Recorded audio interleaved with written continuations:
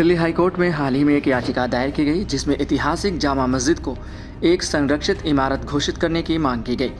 अदालत ने भारतीय पुरातत्व सर्वेक्षण एएसआई के रुख को संज्ञान लेते हुए मस्जिद को संरक्षित इमारत घोषित करने में असमर्थता जताई और मामले की सुनवाई को फिलहाल स्थगित कर दिया।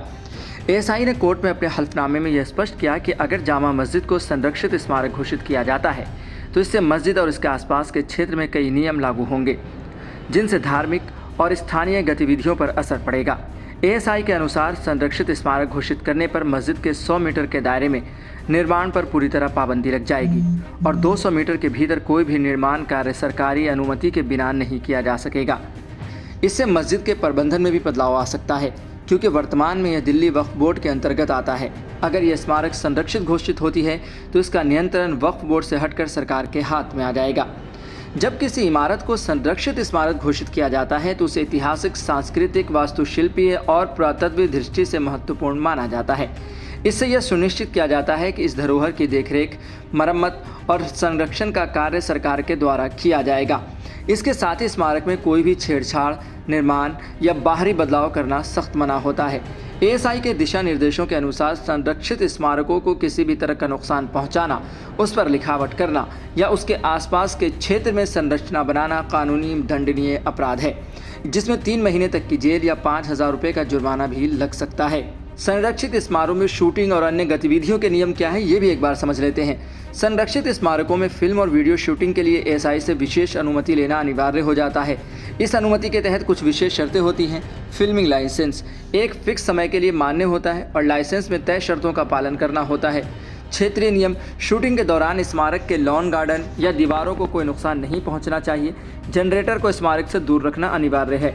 वहीं वीडियो निर्माण की बात की जाए तो संरक्षित स्मारक के अंदर वीडियो बनाना प्रतिबंधित होता है, लेकिन बाहरी हिस्से से वीडियो बना सकते हैं, वह बिना किसी व्यावसायिक उद्देश्य के। धार्मिक रीति रिवाजों का पालन, स्मारकों में धार्मिक रीति रिवाजों या परंपराओं का पालन करना अनिवार्य होता है और कोई भी गतिविधि स्मारक की धार्मिकता या ऐतिहासिकता का अपमान नहीं कर सकती। संरक्षित स्मारकों के अंदर पार्टी, मीटिंग या किसी अन्य फंक्शन का आयोजन मना होता है, लेकिन विशेष अनुमति के साथ इसे आयोजित किया जा सकता है। धार्मिक अनुष्ठानों और त्योहारों को मनाने के लिए विशेष अनुमति की आवश्यकता नहीं होती है। केवल पूजा या धार्मिक कार्यक्रमों को ही छूट दी गई है ताकि परंपराओं का सम्मान बना रहे। किसी इमारत को संरक्षित स्मारक घोषित करने की प्रक्रिया का उद्देश्य देश की सांस्कृतिक धरोहरों की सुरक्षा है। जब सरकार को लगता है कि कोई इमारत ऐतिहासिक दृष्टि से महत्वपूर्ण है तो वह एक सार्वजनिक नोटिस जारी करती है। यह नोटिस अखबारों और इमारतों के आसपास लगाया जाता है ताकि लोग अपनी राय और आपत्ति दर्ज कर सके। 2 महीने तक आपत्तियों को प्राप्त करने के बाद सरकार उनका आकलन करती है। इसके बाद यदि कोई ठोस आपत्ति नहीं होती तो सरकार अंतिम निर्णय लेकर इस इमारत को संरक्षित स्मारक घोषित कर देती है। इसके बाद उस इमारत की जिम्मेदारी पूरी तरह से सरकार की हो जाती है और उसके साथ ही किसी भी प्रकार की छेड़छाड़ कानून अपराध बन जाता है।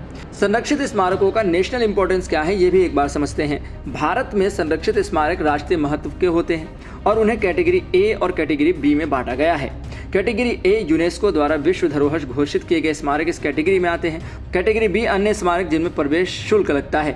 कुछ स्मारकों के खुलने का समय पूर्व निर्धारित होता है जबकि अन्य सूर्योदय से सूर्यास्त तक खुले रहते हैं।